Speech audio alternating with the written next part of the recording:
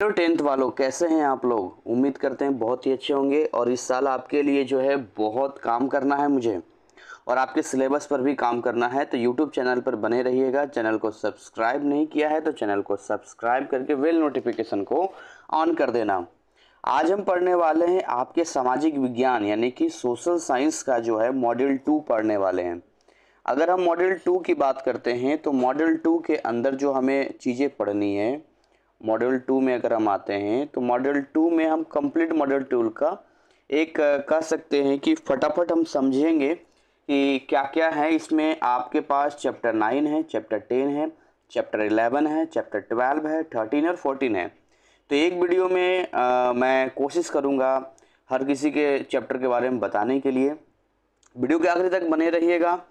इसका जो मॉड्यूल का नाम है वो है प्राकृतिक पर्यावरण संसाधन एवं विकास, natural environment resources and development. इसमें जो आपको पढ़ना है, सबसे पहले चैप्टर 9 के बारे में पढ़ना है।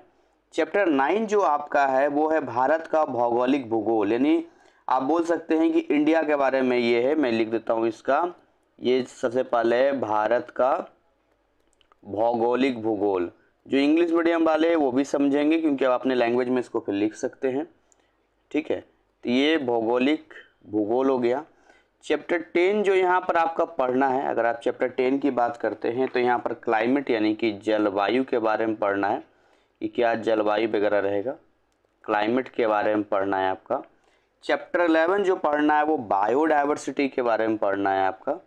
अगर चैप्टर 11 की आप बात करते हैं तो ये जैव विविधता के बारे में पढ़ना है, तो हम लिख देते हैं जैव विविधता। ठीक है ना, ये जैव विविधता हो गया आपका, यानी बायोडाइवर्सिटी।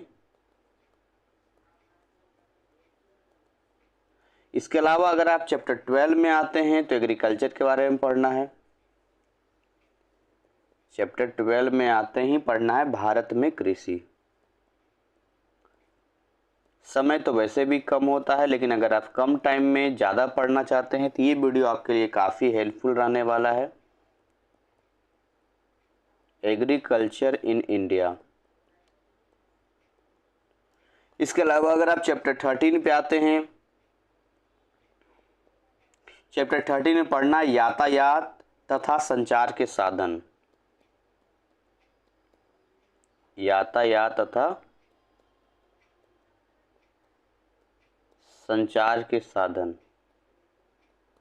इंग्लिश में हम बोलेंगे ट्रांसपोर्ट एंड कम्युनिकेशन हो गया। और जो चैप्टर 14 है आपका, यहाँ पे जो चैप्टर 14 है वो पढ़ना जनसंख्या हमारा प्रमुख संसाधन, यानी कि पॉपुलेशन के बारे में पढ़ना है। तो इस तरीके से एक एक चैप्टर के बारे में आइए हम लोग स्टार्ट करते हैं, शुरुआत करते हैं। सबसे पहले हम शुरुआत करेंगे आपका चैप्टर 9। तो यहाँ पर हम लोग मेंशन कर देते हैं कि हम लोग चैप्टर 9 पढ़ने वाले हैं और ये हमारा है चैप्टर 9। तो यहाँ हम लिख लेते हैं चैप्टर 9 और ये है भारत का भौगोलिक भूगोल। क्या लिखा हुआ है? भारत का भौगोलिक भूगोल, ये हम पढ़ने वाले हैं चैप्टर 9 में। यानी कि आप बोल सकते हैं कि इंडिया के बारे में आप किस तरीके से आपके पास नॉलेज है वो मुझे नहीं पता, लेकिन इस चैप्टर में जो हम पढ़ने वाले हैं वो पढ़ने वाले हैं इंडिया के बारे में। सबसे पहले कुछ पॉइंट हम समझेंगे और आप भी इसको चाहें तो राइट डाउन कर सकते हैं या पॉइंट बाय पॉइंट लिखते चल सकते हैं। बहुत ही इम्पोर्टेंट चीज़ें यहाँ पर है। देखिए, अगर हम इस पॉइंट की बात करें तो यहाँ पर सबसे पहले भारत का जो एरिया है ना, वो बहुत ही बड़ा है, आप जानते हैं। और इंग्लैंड से हम बात करें तो ये 20 गुना बड़ा है। ठीक है, और पूरी दुनिया में अगर हम बात करें कि कितना बड़ा है, लिस्ट में नंबर आएंगे तो 7वां देश है, यानी कि ये 7वें नंबर पे आता है। एरिया से अगर हम बात करेंगे तो ये 7वां देश है, ये 7वें नंबर का देश है ना। तो भाई अगर ये 7वें नंबर का देश है तो सबसे पहले पॉइंट तो ये आता है कि भारत से और बड़े 6 देश होंगे ना, तभी तो 7वें नंबर पे आ रहा। हाँ सर, ये तो पॉइंट वाली बात है कि नहीं। इसके अलावा जो है अगर आप बात करें भारत में तो कैसे आप लोग इसको लिखते हैं, इसका देखिए ये आपको याद रखना है। आपको जो पूछेगा आपको यहाँ पर लिखना है कि भारत जो है 8 डिग्री, ऐसे बोलेंगे 8 डिग्री, ये लिखते हैं ऐसे करके यहाँ पर 8 डिग्री 4 मिनट और 37 डिग्री 6 मिनट, 37 डिग्री 6 मिनट उत्तरी अक्षांश, ये हो गया उत्तरी अक्षांश, ठीक है ना। और एक लाइन आपको यहां ध्यान रखना, एंड यहां पर आपको ध्यान देना है, यहां पर 68 डिग्री 7 मिनट, ठीक है। और ये बहुत इंपॉर्टेंट है, 97 डिग्री 25 मिनट, 97 डिग्री 25 मिनट पूर्वी देशांतर के बीच स्थित है। ये एकदम याद कर लेना, क्योंकि अगर ये याद नहीं हुआ तो दिक्कत हो जाएगी। पूर्वी देशांतर इनके बीच में स्थित है। मैं अगेन रिपीट कर रहा हूँ, 8 डिग्री 4 मिनट और 37 डिग्री 6 मिनट उत्तरी अक्षांश हो गया यहाँ पे ये। और अगर आप नीचे बात करते हैं तो 68 डिग्री 7 मिनट और 97 डिग्री 25 मिनट पूर्वी देशांतर पर है। आइए आगे हम बात करते हैं यहाँ पर। अगर आप बात करें नेक्स्ट पॉइंट की, कि जो भारत है हमारा, भारत की जो स्थल सीमा है ना, वह स्थल सीमा को अगर आप मेजरमेंट करेंगे, जो ज़मीन वाला हिस्सा है वो है 15,200 किलोमीटर, ठीक है। और 6100 किलोमीटर लंबी तट रेखा है इसका, इसको ध्यान दीजिएगा। तो स्थल सीमा का मतलब जो बाउंड्री है इंडिया की, जो बाहर की बाउंड्री है, उन सारे बाउंड्रीज को मेजरमेंट करेंगे जहाँ ज़मीन का टुकड़ा है, तो वो है 15,200 किलोमीटर। ये आपका जो है स्थल सीमा है, ठीक है। ये सारे पॉइंट है जो आपको एमसीक्यू और बाकी चैप्टर्स में आपका काम करेगा। ये आपका स्थल सीमा हो गया। और अगर आप तट रेखा की बात करते हैं तो आपका 6100 किलोमीटर जो है तट रेखा है। कितना है? तट रेखा 6100 किलोमीटर आपका यहाँ पर है। भारत के अगर कुल क्षेत्रफल की हम लोग बात करें तो भारत का कुल क्षेत्रफल जो जाएगा वो जाएगा 32.8 लाख किलोमीटर, ठीक है ना।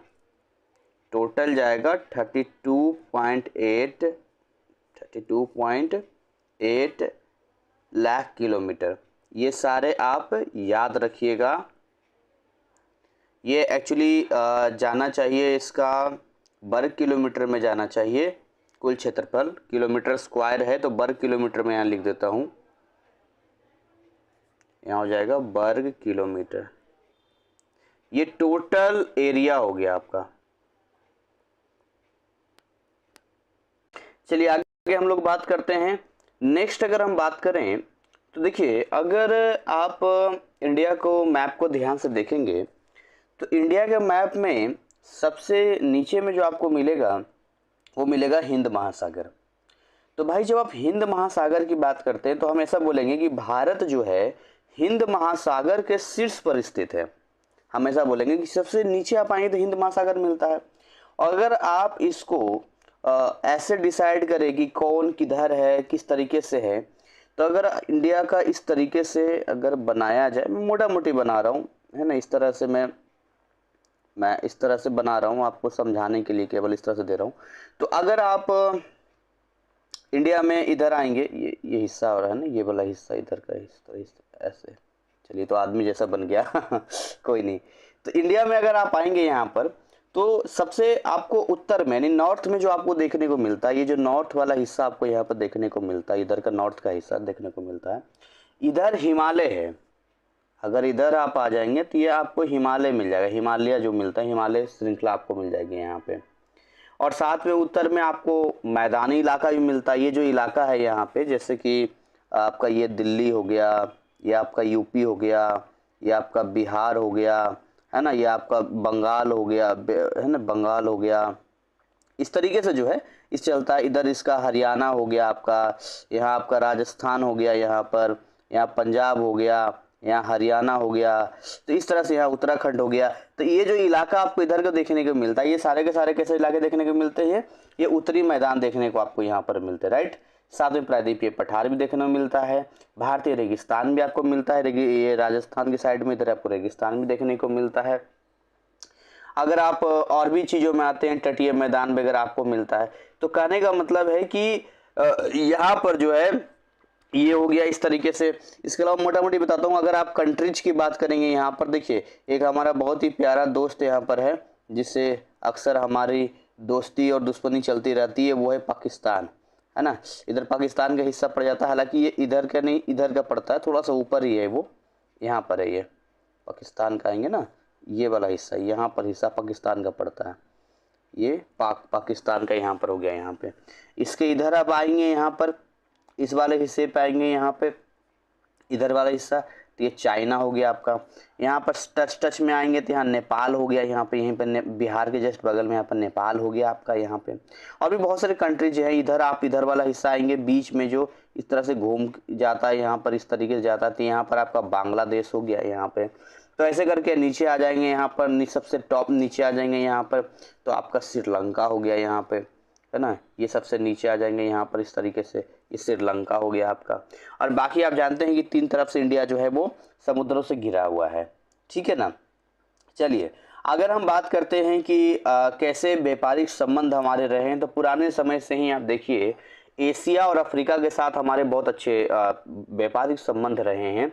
एशिया को आप किस में मेजरमेंट करते हैं, तो पूरे वर्ल्ड को जो है कई महादेशों में विभाजित किया गया, उसमें से एक एशिया है।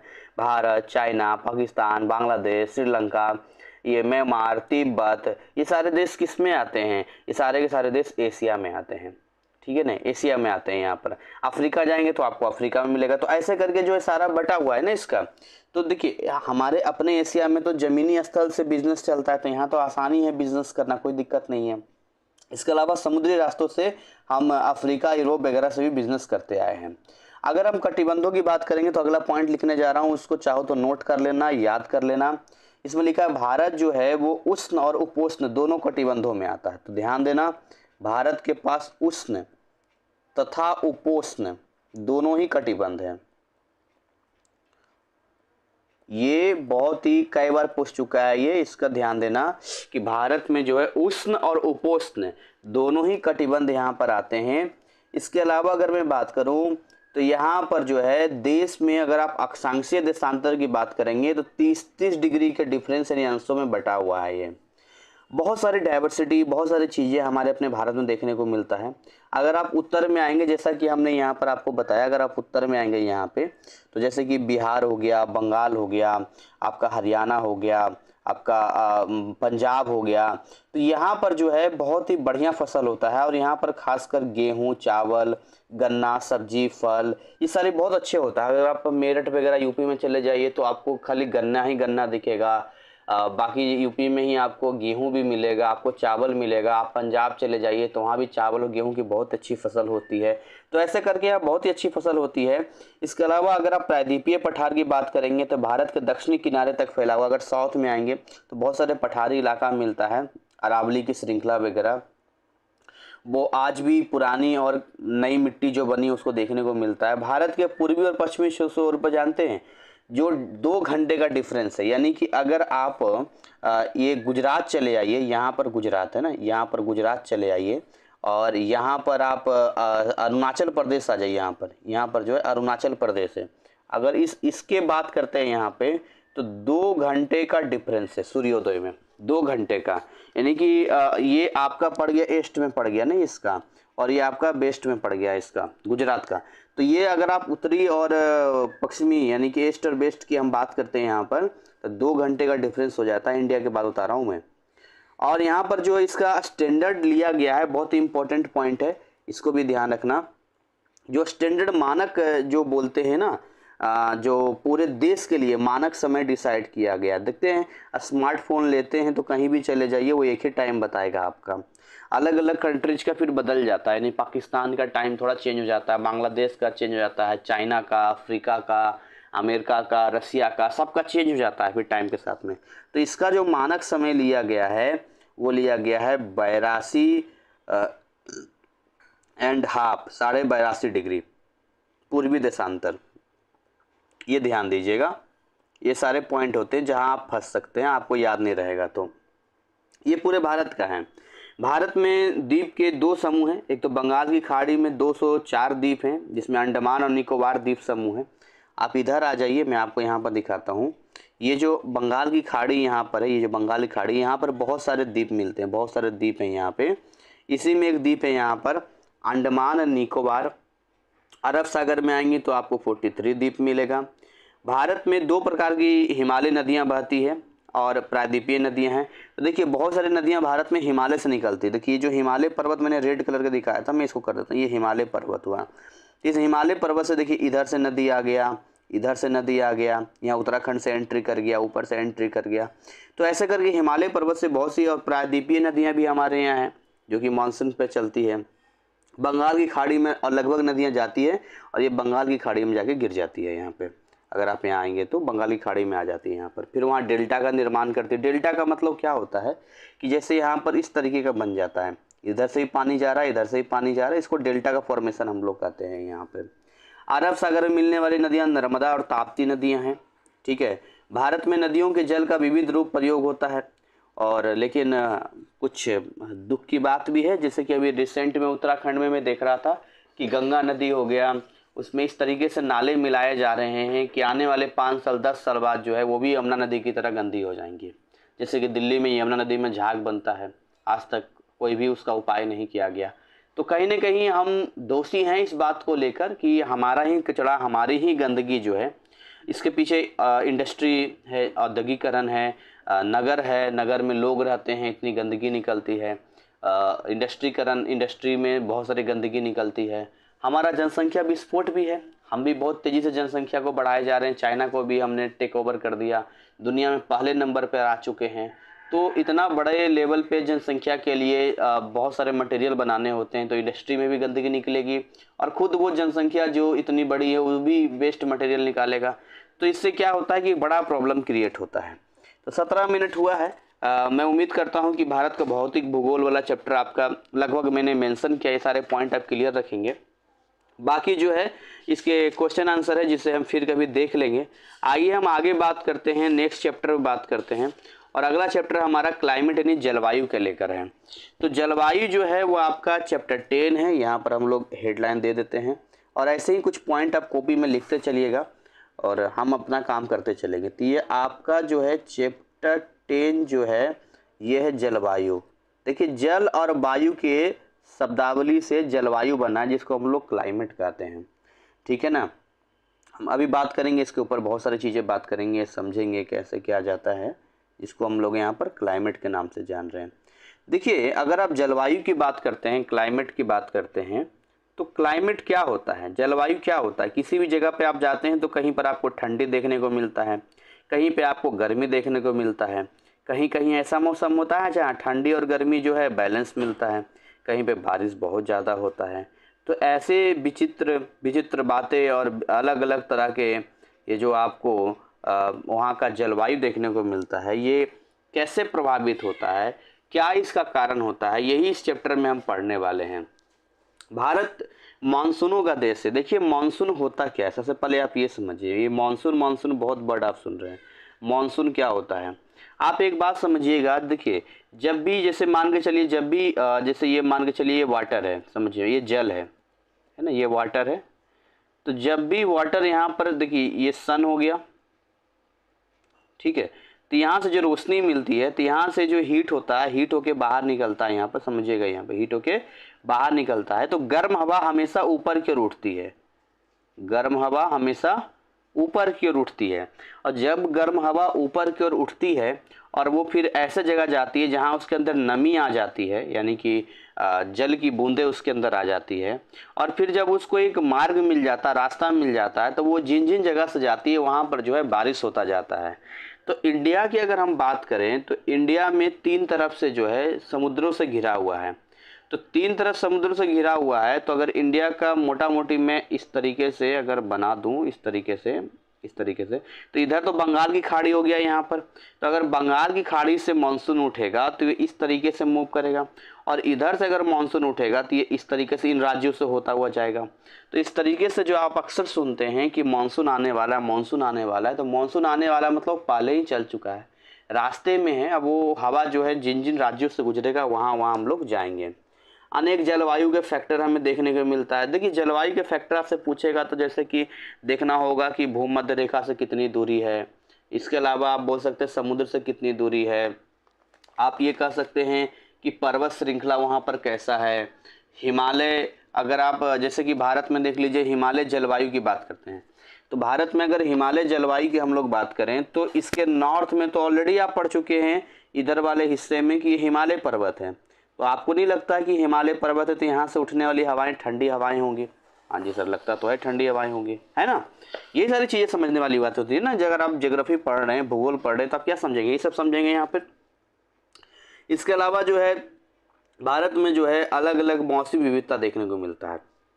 इंडिया में अगर आप बात करें तो 4 ऋतुएं पाई जाती है, और आप सभी जानते हैं शीत ऋतु यानी ठंडी का मौसम, ग्रीष्म ऋतु हो गया, ये आगे बढ़ते बढ़ते मानसून की ऋतु ले लेता है, पीछे हटते हटते ये मानसून की ऋतु। मतलब आप मौसम देखिए ना, आप ऐसे डिसाइड कीजिए जैसे हमारे यहाँ गर्मी कब से एंट्री कर जाती है, तो अगर आप मार्च से भी डिसाइड करते हैं तो मार्च, अप्रैल, मई और जून, है ना, ये भयंकर गर्मी रहती है। जुलाई, अगस्त, सितंबर, अक्टूबर बारिश का हो गया। फिर आपका नवंबर, दिसंबर और जनवरी, नवंबर, दिसंबर, जनवरी एक मौसम हो गया इसका जो बीच का होता है। फिर जनवरी, फरवरी, मार्च और अप्रैल। तो इस तरीके से डिसाइड करते हैं, 4 भागों में 12 महीने हैं, इसको इस तरह से करते हैं। लेकिन आज की डेट में इतना ज़्यादा पॉल्यूशन हो गया है या इतनी ज़्यादा समस्या आ गया है कि भाई इनमें हम ये कह सकते हैं कि मौसम जो है बहुत ही ज़्यादा अब पहले वाला नहीं रहा। कहीं गर्मी पड़ रही है तो गर्मी ही पड़ रही है, कभी बारिश लेट आ रही है, ठंडी पड़ रही है तो बेतहाशा ठंडी पड़ रही है, कभी नहीं पड़ रही है। तो ये समस्याएं आ रही है, देखने को मिल रही है यहाँ पे। तो ऋतुओं के साथ जो है बहुत सारे त्यौहार मनाए जाते हैं। आप सभी जानते हैं कि बहुत सारे त्यौहार, सर्दियों में भी बहुत सारे त्यौहार है, गर्मियों में बहुत सारे त्यौहार बोला जाता है। तो जैसे संसार के सबसे ज़्यादा वर्षा वाले स्थान, सबसे कम वर्षा वाले स्थान भारत में ही हैं, ये भी बड़ी बात है यहाँ पे। और वो भी मैं आपको बता देता हूँ यहाँ पे, भारत में जो सबसे उच्च वर्षा है वो 200 सेंटीमीटर से अधिक वाले क्षेत्र है। सामान्य वर्षा जो है वो 100 से 200 सेंटीमीटर है, और कम वर्षा जो है 60 से 100 सेंटीमीटर के बीच में हो गया।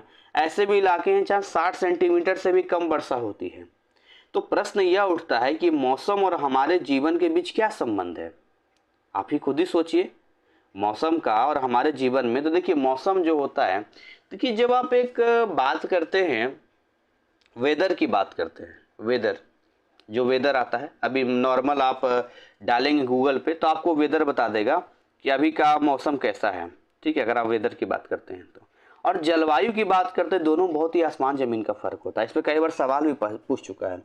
जलवायु जो होता है एक लंबे समय के लिए होता है, ध्यान दीजिएगा, एक लंबे समय के लिए चलता है। जैसे कि अब गर्मी, तो गर्मी चलेगा 3-4 महीने, लेकिन जो वेदर होता है वो हर पल बदलता रहता है। वेदर चेक कीजिएगा तो अभी का टेम्परेचर इतना बताएगा, थोड़ी देर का टेम्परेचर इतना बताएगा। तो वेदर जो है, मौसम जो है वो बदलता रहता है।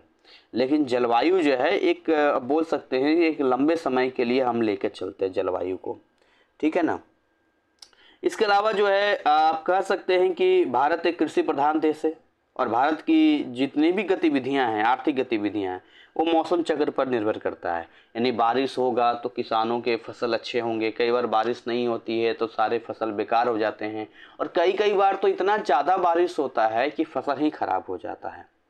तो यही कुछ चीज़ें हैं, बाकी इसका फिर क्वेश्चन आंसर आप देखिएगा, आपको समझ में आ जाएगा। आइए आगे हम बात करते हैं, यहाँ पर नेक्स्ट चैप्टर की ओर बात करते हैं। अगला है चैप्टर 11 बायोडाइवर्सिटी, यानी कि जैव विविधता की हम लोग बात करते हैं यहाँ पर। तो मेन मोटा मोटी हम लोग इसको समझते चलेंगे, जिससे कि आपके सामने चैप्टर जो है वो क्लियरेंस रह पाए यहाँ पे। तो हम यहाँ मेंशन करते हैं चैप्टर 11, और चैप्टर 11 क्या है? जैव विविधता, है ना, जैव विविधता, जिसको हम बोल सकते हैं बायोडाइवर्सिटी। इंडिया के अंदर जो है आपको कई तरह के जीव जंतु, वन्य प्राणी देखने को मिलते हैं। कभी आपने कोई जंगल या कोई ऐसी जगह विजिट किया हो, गए हों जहाँ पर बहुत सारे पेड़ पौधे हैं, जानवर हैं, तो वहाँ पर आपको पता चलेगा कि तरह तरह की पक्षियाँ, बर्ड्स हैं, तरह तरह के जानवर हैं, तरह तरह के पेड़ पौधे हैं, तो सो मेनी टाइप्स डिफरेंस। तो इसी को बोलते हैं बायोडाइवर्सिटी, यानी कि इन जीवों में जो विविधताएं हैं, इन्हीं विविधताओं को हम लोग जैव विविधता के नाम से जानते हैं। और हम बड़े सौभाग्यशाली हैं कि हम इस ऐसे देश में हैं जहाँ पर जो है इतने सारे जैव विविधता आपको देखने को मिलता है। नेचर में प्रकृति का जो प्रमुख अंग होता है वो यही होता है कि कितना ज़्यादा, जैसे आप कौन से दुकान में जाना पसंद करेंगे जहाँ पर ज़्यादा वैरायटी होगा, सीधी सी बात है। तो इंडिया में आपको इतने वैरायटी देखने को मिलता है, और क्या वैरायटी चाहिए, एक से एक वैरायटी इंडिया में देखने को मिलता है। अगर आप पूरे पृथ्वी की बात करते हैं तब तो बहुत सारा जैव विविधता हो जाएगा, लेकिन हमारा फिलहाल जो टॉपिक है वो भारत के ऊपर है। और इसमें देखिए सूक्ष्म जीव आप ले लीजिए ना, सूक्ष्म जीव इतने छोटे होते हैं, उसकी इतनी डाइवर्सिटी, इतनी विभिन्नताएं हैं कि आप उसको काउंट ही नहीं कर सकते। इसके अलावा बैक्टीरिया हो गया, जोक से लेके बड़ा बड़ा पेड़ देख लीजिए, बट वृक्ष हो गया आपका, हाथी ले लीजिए, ब्लू व्हेल ले लीजिए, करोड़ों दूसरे जीवधारी रहते हैं, और सब मिलकर जो है पारिस्थितिकी तंत्र का निर्माण करते हैं। क्या निर्माण करते हैं, एक वर्ड हम यूज करेंगे यहाँ पर, पारिस्थितिकी तंत्र। पारिस्थितिकी तंत्र में जब ये सारे एक साथ रहते हैं तो उन सबको हम बोलते हैं पारिस्थितिकी तंत्र। पारिस्थितिकी तंत्र के नाम से इकोसिस्टम बनाते हैं, ये बना देते हैं इकोसिस्टम। इकोसिस्टम ये सारे अपना रहते हैं यहाँ पर, और अस्तित्व में भी है, बट कुछ ऐसे भी हैं जो अब मतलब समझिए कि खत्म होने के कगार पर है, उनकी संख्या बहुत ही कम बची है। और इसमें आप जानते हैं कि एक जो होता है वो प्राइमरी होता है, यानी उत्पादक होता है। उत्पादक में पेड़ पौधे आते हैं जो कि प्रकाश संश्लेषण के जरिए जो है अपना भोजन स्वयं बनाते हैं, और फिर हम जीव जंतु उन पर निर्भर करते हैं, फिर उनको जो खाने वाले हो गए। तो इसलिए भारत को जो है एक समृद्ध देश माना जाता है। और अगर आप वनस्पतियों में भी देखेंगे, पेड़ पौधों में देखेंगे, तो भी आपको जो है बहुत वैरायटी मिलेगा। लेकिन आजकल जो है हमारी लापरवाही के कारण जो है हमने अपने रिसोर्सेज को, अपने संसाधन को बहुत क्षति पहुंचा है, बहुत ही नुकसान दिया है। और भारत में तो विविध प्रकार की प्राकृतिक वनस्पतियां की जो हम बात कर रहे थे, उसमें कई तरह के आपको मिलता है। जैसे कि आपको इसमें पर्णपाती वन देखने को मिलता है, कटीला वन देखने को मिलता है, ज्वारीय वन देखने को मिलता है, पर्वतीय या हिमालय वनस्पति देखने को मिलता है। अगर आप भूमध्य रेखा की तरफ जाएंगे तो वहाँ तो मोटे ऊंचे वृक्ष आपको मिलेंगे। टुंड्रा में जाएंगे तो लीचेन और बौने झाड़ियाँ भी मिलता है। तो वनस्पति की भी विविधताएं प्राणियों से कम नहीं है भारत में। भारत में हजारों प्रजातियां आपको मिल जाएंगी, इसमें पादप प्रजातियां भी मिलेगी।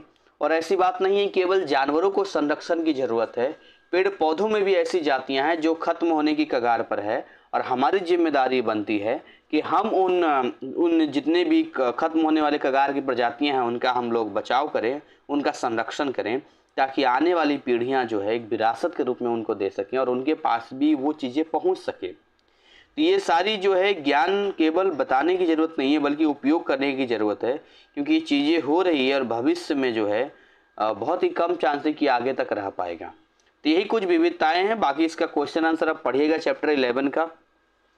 इसके अलावा आगे हम बात करते हैं चैप्टर 12 की बात करते हैं, अगले चैप्टर की बात करते हैं, भारत में कृषि की बात करते हैं, एग्रीकल्चर इन इंडिया की बात करते हैं। देखिए अगर आप एग्रीकल्चर की बात करते हैं चैप्टर 12 में, तो आप अच्छे से जानते हैं कि भारत में जो कृषि है वो मुख्य रूप से जो है, ऐसे तो कई तरह की फसल होते हैं, लेकिन गेहूं, चावल ये सब बड़े लेवल पे होता है, क्योंकि भारत की एक बड़ी आबादी है। जो कहीं भी आप चले जाइए ना, आप भारत में कहीं चले जाइए, दो चीज़ कॉमन मिलेगा, रोटी चावल। रोटी चावल तो भाई रोटी जो बनता है गेहूं से बनता है, और चावल जो आप जानते ही चावल का खेती होता है, उसका धान का होता है उसका। तो भारत जो है आज से नहीं बल्कि शताब्दियों से, वर्षों से जो है कृषि प्रधान देश रहा है, आज भी एक कृषि प्रधान देश है। और बहुत ही गौरव की बात है कि 70% लोग ऐसे हैं जो इसमें लगे हुए हैं। कृषि भारत की जीविका का साधन ही नहीं है, बल्कि यहाँ का लाइफ स्टाइल है। आप गाँव में जाएंगे तो वहाँ भी आपको जो है कृषि से रिलेटेड बहुत सारे गतिविधि आपको देखने को मिलेंगे। और निश्चित रूप से आप कह सकते हैं कि स्वतंत्रता के बाद हमारी कृषि में बदलाव तो आया है। स्वतंत्रता से पहले एक हमारी गुलामी वाला समय था, स्वतंत्रता के बाद हमने स्वतंत्र रूप से आज़ादी का जश्न मनाते हुए आगे स्वतंत्र भारत में हमने रहे। तो अनाज के लिए दूसरे देशों पर निर्भर रहने वाले देश आज अनाज का निर्यातक बन गया है। भारत में ही अगर आप देखेंगे तो भारत जो है बहुत सारी चीज़ें दूसरे देश से मंगवाता है और बहुत सारी चीज़ें भारत से लोग मंगवाते हैं। तो भारत की 2/3 जनसंख्या जो है वो कृषि कार्यों में लगी हुई है। कृषि से केवल खाद्यान्न प्राप्त नहीं किए जाते हैं बल्कि बहुत सारे कच्चा माल भी हमें मिलता है। जैसे कि आप देखिए, कपड़ा बनाना है तो कपड़ा कैसे बनेगा, तो उसके लिए कपास की खेती होगी, रुई उससे आएगा, उससे बनेगा। इसके अलावा जूट बनेगा तो जूट की खेती होगी। तो ऐसे करके बहुत सारी चीज़ें इसको मिलती है। इसके अलावा इससे जुड़े हुए हमारे बहुत सारे सामाजिक सांस्कृतिक हैं, रीति रिवाज हैं। खेती करने का तरीका भी थोड़ा पहले से बदल गया है। वैसे तो अलग अलग राज्यों में अलग अलग ही होता है। पहले खेती केवल जीवन निर्वाह के लिए की जाती थी, यानी कि खुद के जीवन के लिए थोड़ा हो गया, कर लिया, इसके लिए लिया जाता था। लेकिन अब जो खेती हो गई है वो बिजनेस पर्पज से हो गया है। हम ज़्यादा करेंगे, ज़्यादा पैसे कमाएंगे। तो बहुत सारे ऐसे क्षेत्र हैं जहाँ लोग खेती केवल जीविका चलाने के लिए आज भी करते हैं। जैसे गांव में देखा हुआ, इतना खेत है भाई, हमारे घर का इतना राशन आ जाएगा, इतना हो जाएगा, बस इतना है। तो स्वतंत्रता के बाद कृषि में जो बहुत सारे सुधार सरकार के द्वारा किया गया, उसमें साइंस एंड बोल सकते हैं प्रौद्योगिकी को डेवलपमेंट, उसमें टेक्नोलॉजी को लाया गया, जिसमें बहुत सारे से हरित क्रांति देखने को मिलता है। अब हरित क्रांति का क्या मतलब है? हरित क्रांति आया था जय जवान जय किसान। हुआ यूँ था, जब उस समय 1962 के आसपास में चाइना से लड़ाई हुई थी, और एक और कौन सा ईयर था जब हमारा लड़ाई जो है 1971 में हमें ये पाकिस्तान से लड़ाई हुई थी हमारा। तो जब पाकिस्तान से लड़ाई हुई थी तो उस समय पाकिस्तान का साथ दे रहा था अमेरिका। तो अब जानते मियाँ मिट्ठू बनता है अमेरिका। तो उस समय लाल बहादुर शास्त्री जो थे प्रधानमंत्री थे, तो उन्होंने पहले तो देश की सरहदों पर जो है हमारे आर्मीज को काफ़ी मनोबल बढ़ाया, तभी बोला जय जवान, और देश के किसानों को भी कहा जय किसान। तो जय जवान जय किसान का नारा लाल बहादुर शास्त्री ने दिया। तो उस समय फसल बहुत ही गंभीर स्थिति में था। हम अमेरिका पर निर्भर रहते थे। हमने अमेरिका से गेहूं मांगा था, और अमेरिका ने जानते कौन सा गेहूं दिया था? वहाँ जो सुअर लोग को खिलाता है ना गेहूं, 3rd क्वालिटी का, बिल्कुल लो क्वालिटी का, वो भारत को दिया था, खाना पड़ा था। तो अब उस स्थिति में बड़ा ही बुरा लगा लाल बहादुर शास्त्री को, और कहा कि जो भी संभव प्रयास होगा भारत सरकार के द्वारा, वो सारा प्रयास किया जाएगा। किसान भाई आप आगे बढ़िए, मेहनत कीजिए। और उस साल जो है बहुत ही बढ़िया फसल हुआ था। तो उसी को हम लोग हरित क्रांति के नाम से जानते हैं। वैसे ही आपका एक श्वेत क्रांति होता है, जब दूध में क्रांति हुई तो उसको श्वेत क्रांति कहते हैं, जब दूध का प्रोडक्शन हमने बढ़ाने के लिए सोचा। पीत क्रांति बोलते हैं। पीत क्रांति का मतलब हो गया जब आप कह सकते हैं कि जब दाल वगैरह में बहुत ही उस तरह हुआ तो पीत क्रांति। नील क्रांति यानी कि मछलियों वगैरह का हमने किया। गुलाबी क्रांति, ऐसे करके बहुत सारा क्रांति हुआ है। इससे हमारे उत्पादन में पर्याप्त वृद्धि हुई। भारत ने निर्वाह कृषि से व्यापारिक कृषि का विस्तृत ग्रहण कर लिया। निर्वाह कृषि केवल अपने लिए होता था। अब वो जो निर्वाह कृषि है ना, ये जो निर्वाह कृषि था, जो निर्वाह करने के लिए था, अब ये निर्वाह कृषि किस में कन्वर्ट हो चुका है? तो व्यापारिक कृषि में कन्वर्ट हो चुका है, व्यापारिक रूप से, ये ध्यान दीजिएगा। तो व्यापारिक कृषि में आ चुका है। और यहाँ पर जो है आपको बहुत सारे ऐसी चीज़ें मिलती है, जैसे कि यहाँ पर आपको रोपण कृषि देखने को मिलता है, मिश्रित और शुष्क कृषि देखने को मिलता है। ध्यान दीजिएगा, यहाँ पर 2 तरीके का आपको कृषि में फसल के बारे में, 2 तरह के फसल के बारे में पढ़ना होगा। एक तो पढ़ना होगा खरीफ फसल के बारे में पढ़ना होगा, कन्फ्यूजन नहीं होना चाहिए। और एक जो पढ़ना होगा रबी फसल के बारे में पढ़ना होगा। तो खरीफ फसल में देखिए, खरीफ खरीफ 3 हो गया, तो आप लिख दीजिए चावल चावल 3 हो गया। रबी 2, यहाँ लिख दीजिए गेहूं, है ना, ऐसा लिख दीजिए गेहूं। तो आप देखिए यहाँ पर जो है चावल के टाइम में कौन कौन सी चीज़ें होती है। तो चावल जो है देखिए ग्रीष्म ऋतु में होता है, आप ध्यान दीजिएगा, चावल ग्रीष्म ऋतु में होता है। और गेहूं को गुनगुना धूप चाहिए तो ये शीत ऋतु में होता है।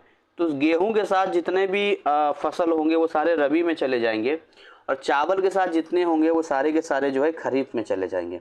ये ध्यान दीजिएगा। यहाँ पे भारत में खरीफ फसल से धान हो गया, ज्वार हो गया, बाजरा हो गया, मूंगफली हो गया, जूट हो गया। रबी में जाएंगे गेहूं के साथ में गेहूं हो गया, चना हो गया, सरसों आपका ठंडी के मौसम में होता है। तो भारत में खाद्यान्न फसल हो गया। नकदी फसलों में कुछ आता है, जैसे जूट हो गया, गन्ना हो गया, ये इसमें हम बहुत ही आगे हैं। पैसा दीजिए, नकदी एकदम से है। और भारत की इन विभिन्न फसलों के लिए विभिन्न भौगोलिक दशाओं और परिस्थितियों की आवश्यकता होती है। हर जगह गन्ना नहीं हो सकता, हर जगह जूट नहीं हो सकता है, हर जगह कपास नहीं हो सकता है। तो पर्याप्त प्रगति के बावजूद भी प्रति हेक्टेयर उत्पादन में कहीं न कहीं अभी भी खेती कम है। अर्थव्यवस्था में और वैश्वीकरण जो हम बात करते हैं, पूरे विश्व में जो बिजनेस की बात करते हैं, उसमें न कहीं हमें चुनौतियों का सामना करना तो पड़ रहा है। बहुत सारी ऐसी चीज़ें हैं जो हमें आज भी बाहर से मंगवानी पड़ती है, पर बहुत सारी ऐसी चीज़ें हैं जिसमें हम आत्मनिर्भर भी हैं। बट जनसंख्या को नियंत्रण करने की ज़रूरत है। भारतीय कृषि के लिए कुछ प्रमुख समस्याएं भी है, जैसे कि स्थिरता। कृषि में आज भी बहुत सारे किसान हैं जो इन्वेस्ट नहीं कर पाते, उनके पास पैसा उतने हैं नहीं बीज के लिए, खाद के लिए, जिससे कि और वो बढ़िया हो सके। मिट्टी की क्वालिटी कहीं ना कहीं घटता जा रहा है, चूँकि बड़े लेवल पर जो है हम लोग केमिकल्स का इस्तेमाल कर रहे हैं, फर्टिलाइजर्स का इस्तेमाल कर रहे हैं।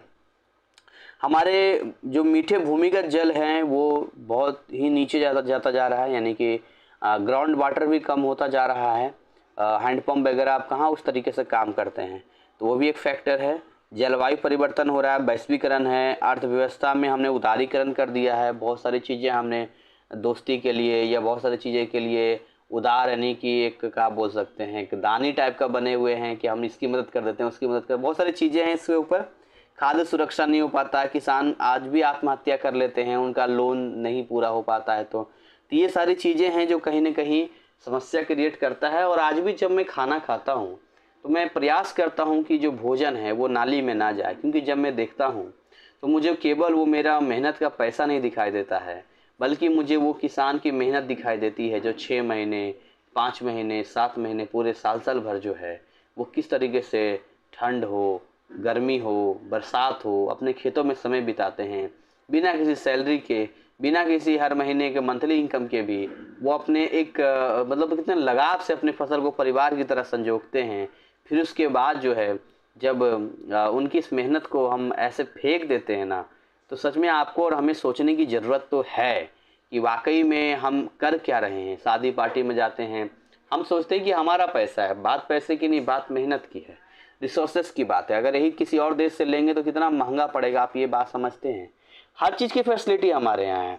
नॉर्मल सेलिब्रिटी को हम लोग सुपरस्टार बना देते हैं, लेकिन जो देश का अन्नदाता है, अन्नदाता मतलब जिसके भरोसे हम जिंदा हैं, कभी हम किसानों के बारे में नहीं सोचते हैं और हम हमेशा अंडर एस्टिमेट करते हैं। हम किसानों को लेकर बोलते हैं अनपढ़ गवार लोग हैं, क्या ये लोग करेंगे, इस तरह से बातें करते हैं। जबकि कोरोना के टाइम में साफ साफ समझ में आ गया लोगों को, जब क्वारंटाइन हुए थे तो ना ब्यूटी पार्लर की ज़रूरत थी, ना ही हमें सिनेमा हॉल की ज़रूरत थी, और ना ही हमें किसी ऐसे जगह की ज़रूरत थी कि इसमें बहुत सारे वैरायटी हो खाने पीने की, पिज़्ज़ा, चाउमीन, बर्गर, इसकी कोई ज़रूरत नहीं थी। जिसको चावल भी मिल गया, आटा भी मिल गया, नमक रोटी ही खा ले, नमक भात ही खा ले, तो उसका जीवन जो है वो बच जाएगा, सरवाइव कर लेगा। तब भी हमें नहीं समझ में आया कि हम देश के किसानों के साथ और अपने देश के साथ किस तरह की सोच रखते हैं। ये आपको खुद ही पता होगा और हमें कैसा रखना चाहिए। खैर एनीवे, आज भी भारतीय कृषि को नए परिदृश्य के अनुसार ढालने की और आगे ले जाने की ज़रूरत है। हम लोग सोचते हैं अरे हो रहा है जो होने दो, अपना थोड़ी ना है, क्योंकि हम चार दीवारी के अंदर सोचते हैं ना। हमें अपने राज्य से क्या मतलब है, हमें देश से क्या मतलब है, जो होता है होने दो, क्या फ़र्क पड़ता है। लेकिन जब उसका प्रभाव दिखता है तो हम सभी को प्रभाव दिखता है। गर्मी बढ़ती है तो हम सबको गर्मी बढ़ती है, महंगाई बढ़ती है तो हम सब पे महंगाई बढ़ती है, तो किसी चीज़ की कमी होती है तो हम सब पे कमी होती है। तो फिर कहते हैं अच्छा ठीक है, जब सबका कमी हो रहा है मेरा भी कमी हो रहा है। चलिए आगे हम लोग बात करते हैं। नेक्स्ट अगर हम बात करें यहाँ पर ट्रांसपोर्ट एंड कम्युनिकेशन की बात करते हैं। चैप्टर 13 है ये। चैप्टर 13 की यदि हम बात करें यहाँ पर देखिए, ये आपका चैप्टर 13 है। चैप्टर 13 है यातायात तथा संचार के साधन। यातायात तथा संचार के साधन। देखिए अगर यातायात नहीं होगा तो हम लोग चल ही नहीं पाएंगे भाई साहब। बताइए चल पाएंगे क्या? नहीं सर, नहीं चल पाएंगे। ट्रांसपोर्ट, कम्युनिकेशन, ट्रांसपोर्ट में गाड़ी मोटर वगैरह हो गया, कम्युनिकेशन में आजकल मोबाइल फ़ोन वगैरह, इंटरनेट सर्विस वगैरह हो गया। अगर ये चीज़ें हटा दी जाए तो बहुत ही दिक्कत हो जाएगी, सारा ठप पड़ जाएगा। इस पॉइंट कुछ चीज़ें अगर इंपॉर्टेंट रहेगी तो हम यहाँ पर आपको बताएंगे। वर्तमान में हमारे जीवन का जो है एक बहुत बड़ा भाग परिवहन और संचार के साधन है। उत्पादन के क्षेत्र से उपभोग के क्षेत्र तक वस्तु की ढुलाई आप कैसे करेंगे? गाड़ियों से करेंगे, सड़कों से ही तो ले जाएंगे, या समुद्री रास्तों पर ले जाएंगे, जल के रास्तों से ले जाएंगे। व्यापार करना हो, वाणिज्य करना हो, सब में हमें परिवहन की ज़रूरत पड़ती है। और यहाँ पर जो है लोगों की वृद्धि और विकास के लिए जो है परिवहन बहुत जरूरी है। परिवहन में हमारे पास देखिए एक तो स्थल है, यानी ज़मीन से हम कर सकते हैं, लैंड हो गया, इसके अलावा जल, सबसे ज़्यादा जल से होता है एक देश से दूसरे देश, और फिर एक वायु हो गया। अभी नॉर्मल रसिया से 40 से 45 दिन लगता है वहाँ से आने में, लेकिन वो ही समुद्री रास्ते से भारत बना रहा है, 20 से 25 दिन में सामान आ जाएगा। तो स्थल परिवहन तो हम सभी जानते हैं, सड़क मार्ग हो गया, रेल मार्ग हो गया। स्थल में 2 कैटेगरी हो गया ना, एक तो सड़क हो गया यहाँ पर, और ये आपका रेल हो गया आपका, ठीक है। ये 2 चीज़ें हैं यहाँ पर है, सड़क और रेल। अगर आप स्थल में आते हैं तो जल में तो आप जानते हैं कि वो नदी से जाएगा या समुद्र वगैरह से जाएगा यहाँ पे, ठीक है ना। तो आप बोल सकते हैं कि सामान्य रूप से सड़क का अधिकतर परिवहन साधन के रूप में होता है। अभी देखते हैं बिहार में जो है एक साल पहले पुल बना था, मनीष कश्यप ने, मैंने देखा कि बताया भी था कि ये पुल सही नहीं है। मनीष कश्यप सही रहे गलत रहे बात की बात है, लेकिन सबसे बड़ा सवाल तो ये है कि जनता के टैक्स से मतलब इतना बड़ा पुल बना, जो पहले का पुल अंग्रेजों का टाइम का था, वो तो 100 साल से ऊपर अभी तक चल रहा है, क्योंकि वह भ्रष्टाचार नहीं था। अब भ्रष्टाचार इतना है कि 1 साल भी नहीं टिका और वो पुल गिर गया भागलपुर में। और मुझे भी बड़ी हैरानी हुई कि हम मतलब इतने लालची हो गए हैं, वाकई में हम इतने लालची हो गए हैं ये कि हमें अपने का ही मतलब चिंता नहीं है। अब आप बताइए, जो इंजीनियर है, जो वहाँ पर ठेकेदार है, या जो नेता लोग हैं, मैं एग्जाम्पल, जो नेता लोग हैं भाई, जो भी नेता लोग पैसा खाया, जो भी जितना भी बीच में मिला हुआ सब रहा, अगर उन्हीं में से किसी परिवार का हिस्सा उसमें पुल पे जा रहा होता और सच में उसमें पुल गिर जाती है, इंजीनियर का परिवार होता, तो आदमी से बढ़कर तो उसने जो पैसा बनाया वो नहीं है। तो जब खुद के परिवार के साथ बीतती है तो बड़ा बुरा लगता है, लेकिन सोचिए अगर ये हादसा किसी और के साथ हो तो क्या हाल होगा। और ऐसे पुल गिरा, मतलब बड़ी हैरानी हुई कि मतलब हम कर क्या रहे हैं। अगर हमारे द्वारा बनाया गया पुल 100 साल भी नहीं चलता तो धिक्कार है हम पे, आज की टेक्नोलॉजी पे, और आज के इन नेताओं पे धिक्कार है जो इस तरह के जो है इतनी गंदी राजनीति में आकर जो है और हर जगह पैसा पैसा पैसा कर रहे हैं। मतलब बड़ी विचित्र बात हो जाती है ये।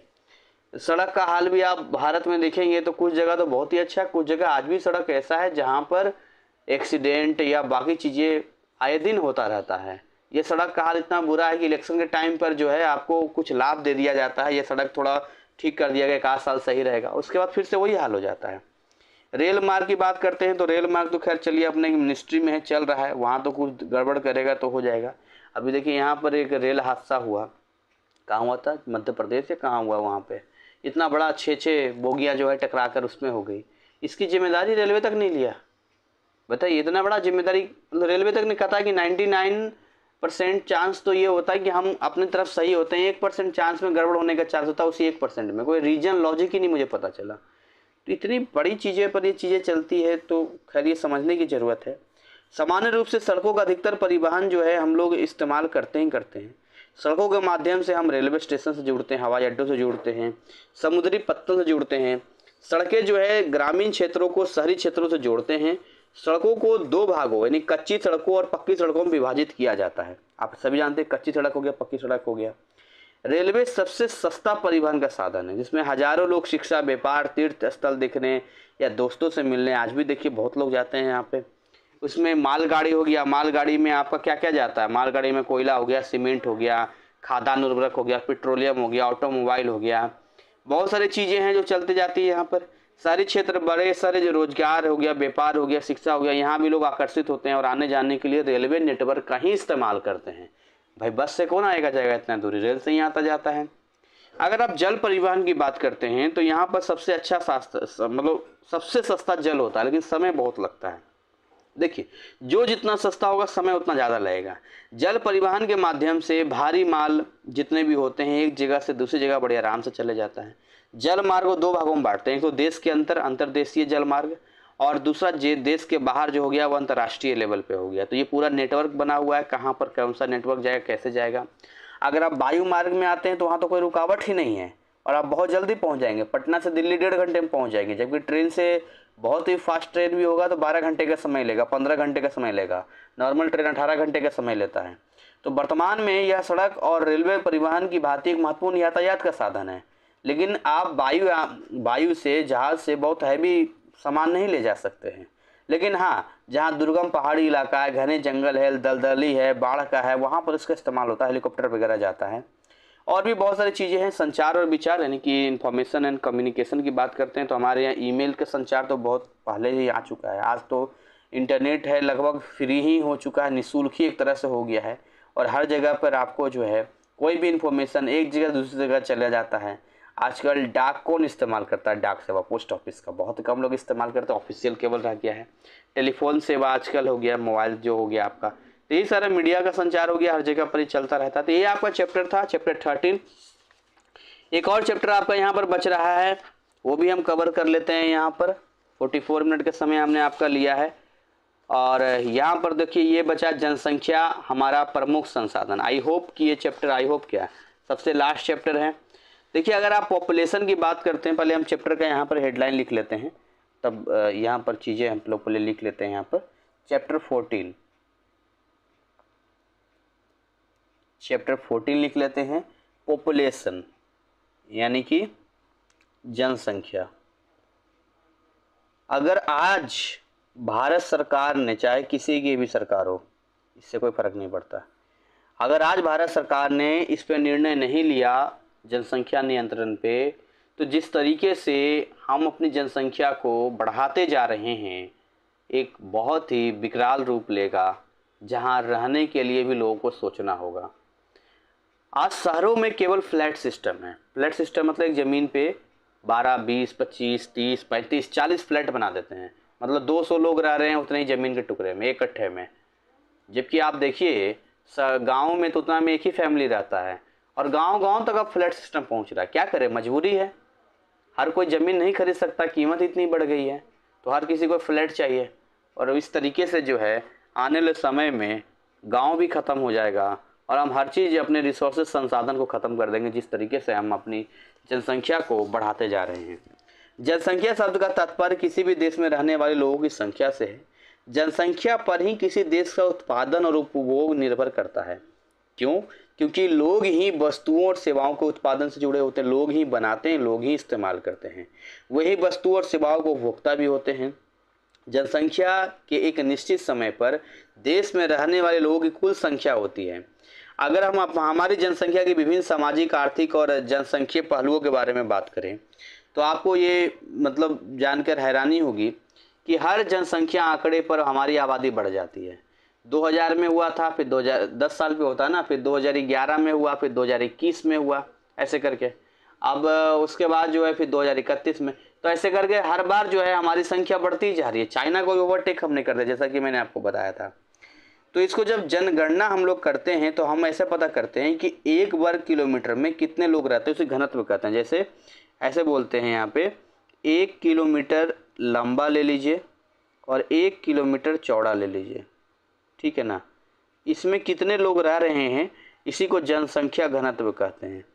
तो गांव में देखेंगे तो एक गांव, छोटा सा गांव बन जाएगा 1 किलोमीटर लंबा 1 किलोमीटर चौड़ा में, तो इसमें जितने लोग हैं देख लीजिए कितने लोग हैं, और शहर में देख लीजिए कितने लोग हैं। दोनों में बहुत ही फर्क आपको नजर आएगा। आप मैप भी देखेंगे ना तो वहाँ भी आपको ज़्यादा जो है घर आपको नज़दीक नज़दीक शहरों में मिलेगा।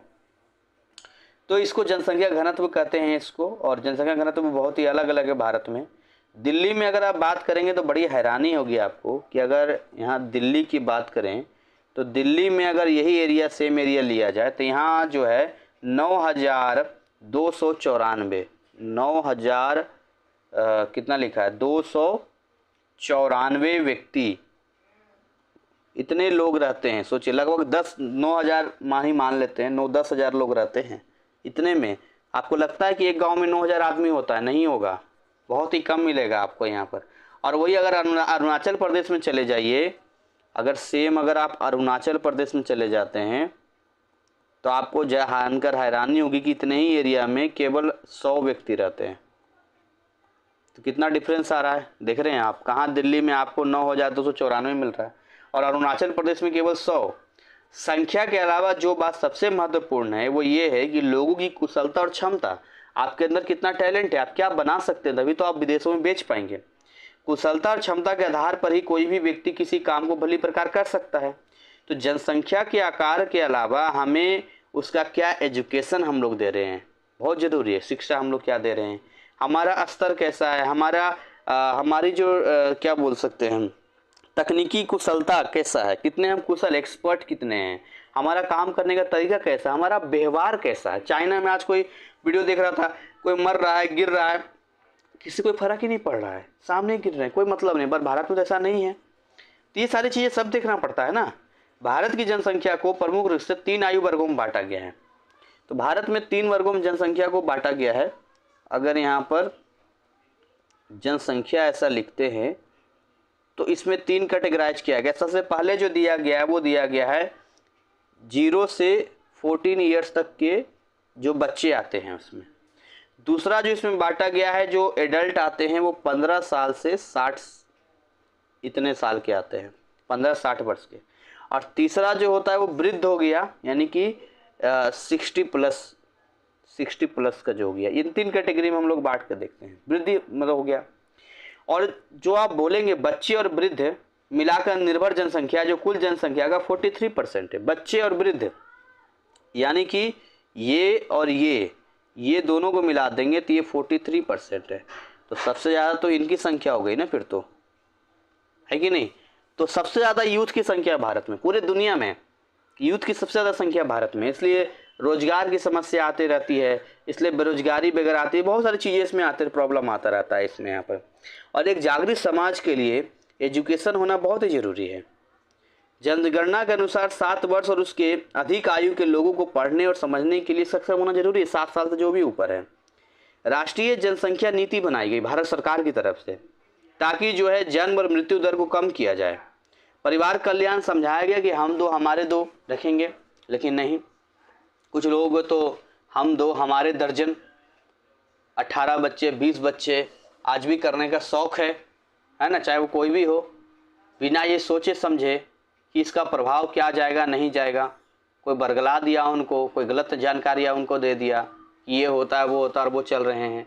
निरोधक भी आजकल आ चुके हैं। अगर जनसंख्या नियंत्रण सरकार हर तरह से सहायता कर रही है, अवेयरनेस कर रही है, आजकल तो सोशल मीडिया है, इसके बावजूद यदि कोई इस तरह की जनसंख्या करता है तो बहुत ही दुख की बात है ये, कि वो देश और समाज को क्या दे रहा है। बच्चे पैदा करके बहुत अच्छा काम थोड़ी कर रहा है वो, ज़मीन तो उतना ही है ना, और लोग बढ़ते जाएंगे तो खेती की ज़मीन तो घटता जाएगा।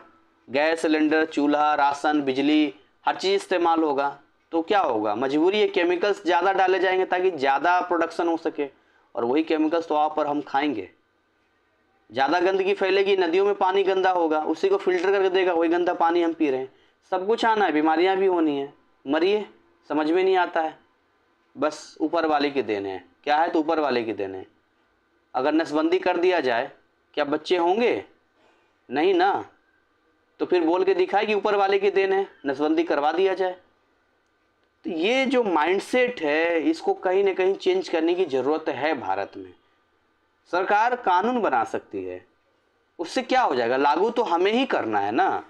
तो अगर हम खुद इतने समझदार हो जाएं, सक्षम हो जाएं, आज आप यूथ पीढ़ी हैं, आप कल को आप भी पेरेंट्स बनेंगे, तो आप डिसाइड करोगे ना, भारत में रह रहे हो तो।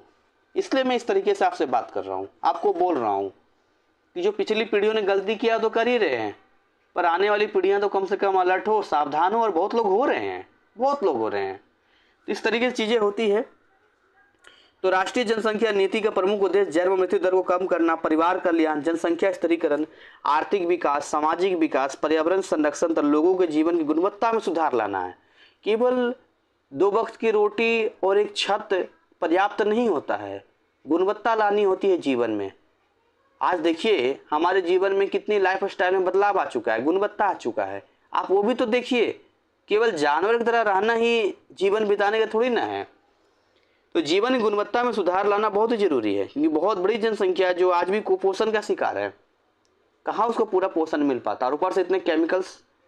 राष्ट्रीय जनसंख्या नीति जो है वो 2000 में बनाई गई थी, जो तत्कालिक उद्देश्य था गर्भ निरोधक, यानी कि जनसंख्या को नियंत्रित किया जाए, स्वस्थ देखभाल मूलभूत सुविधा, स्वस्थ कार्यकर्ता की अपूर्ण जरूरत को पूरा करना। और हमारा 2045 तक का टारगेट है कि 2045 तक सतत विकास, आर्थिक, यानी हम लोग सबको साथ लेते हुए विकास आगे करेंगे, डेवलपमेंट करेंगे, सामाजिक विकास करेंगे, पर्यावरण का संरक्षण करेंगे और जनसंख्या को स्थिर करने की कोशिश करेंगे। अगर हम महिलाओं की बात करें तो महिलाओं में भी कुछ कदम उठाए गए हैं। महिला सशक्तिकरण, वो भी डिसीजन ले सकती है। महिलाओं के लिए एक राष्ट्रीय आयोग 1990 में ही बना हुआ है, 1992 में अस्तित्व में आया था। तो आयोग ने इसको कामों को बांट दिया कि किस काम को कौन सा करेगा, किस तरीके से, कोई भेदभाव नहीं होना चाहिए महिलाओं के जीवन में। आज भी महिलाओं का जीवन थोड़ी ना महिलाओं का जीवन, उनको तो उनके पति, उनके घर वाले वही नियंत्रण करते हैं। लेकिन अब कुछ महिलाएं हैं जो पढ़ी लिखी हैं, आगे बढ़ रही हैं, अपने पाँव पे खड़ी है, इंडिपेंडेंट हैं, तो भाई वो अपना डिसीजन खुद ले पाती हैं। नहीं तो आज भी बहुत सारी महिलाएं खुद से डिसीजन थोड़ी ले सकती है, नहीं ले पाते हैं। तो यही सारी चीज़ें हैं। आपका पूरा ज्योग्राफी कंप्लीट हो गया है। और कुछ चीज़ें ऐसी थी जो आवेश में आकर मैंने बोला हो तो मैं क्षमा प्रार्थी हूँ अगर आपको बुरा लगा हो किसी बात को लेकर तो। लेकिन आप खुद एक भारत के एक जिम्मेदार व्यक्ति हैं और बनने वाले हैं, अगर नहीं हैं तो। और हम सब की जिम्मेदारी बनती है, केवल किताबों में पढ़कर नंबर ले आना यही हमारा काम नहीं है, क्योंकि ये केवल एक पेपर में नंबर होगा। लेकिन रहना हमें इसी धरती पर है, सांस हमें यहीं लेना है, खाना हमें यहीं का खाना है। और अगर कुछ हम गलत करेंगे तो वो हमारे ही पास आएगा, और हम ही केवल बीमार नहीं होंगे, हमारा पूरा परिवार और हमारा समाज बीमार हो सकता है। हम बहुत समस्या में आ सकते हैं। केवल 2, 4, 10, 20 आपका परिवार नहीं है। अगर आप दिल से सोचेंगे तो पूरा भारत आपको अपना परिवार लगेगा, क्योंकि हम सब जब बोलते हैं तो बोलते हैं इंडियन हैं, भारतीय हैं। अगर आप भारत से बाहर जाएंगे तो चाहे वो किसी भी जाति का हो, किसी भी धर्म का हो, किसी भी रंग रूप का हो, आप एक हो जाएंगे। अगर कोई हाथ उठाएगा सभी एक हो जाएंगे। वहाँ पर आपको अपनी पहचान मिलती है कि हम भारतीय हैं, तब लगेगा कि हम सब एक हैं। और मैं तो ऑल ओवर इंडिया डील करता हूँ, ऑल ओवर इंडिया पढ़ाता हूँ, तो मुझे तो पूरा भारत मेरा घर लगता है। मैं तो कभी भी अपने केवल घर के बंधन में नहीं बंधा होता हूँ, मुझे पूरा भारत अच्छा लगता है। इसलिए कई बार मैं बहुत चिंतित रहता हूँ जब मैं इन चीज़ों के बारे में सोचता हूँ तो, कि हम कर क्या रहे हैं वास्तविक में। कुछ ऐसे नेता भी हैं जो इतने भ्रष्ट हो चुके हैं कि अपने गद्दी और लालच के लिए बरगलाते रहते हैं, और उसका साथ हम जनता देते रहते हैं। बहुत सारे बिजनेसमैन ऐसे हैं जो अपने बिजनेस पर्पस के लिए जो है इतनी गंदगी और इतना अनयूज इलीगल तरीके से गंदगी दे रहे हैं, जो कहीं ना कहीं हम ही सांस और अंदर ले रहे हैं। बहुत सारी सी चीज़ें हैं जो अपने स्वार्थ और अपने मतलबी के लिए, ज़्यादा लालच के लिए, पैसे कमाने के लिए हम बर्बाद किए जा रहे हैं।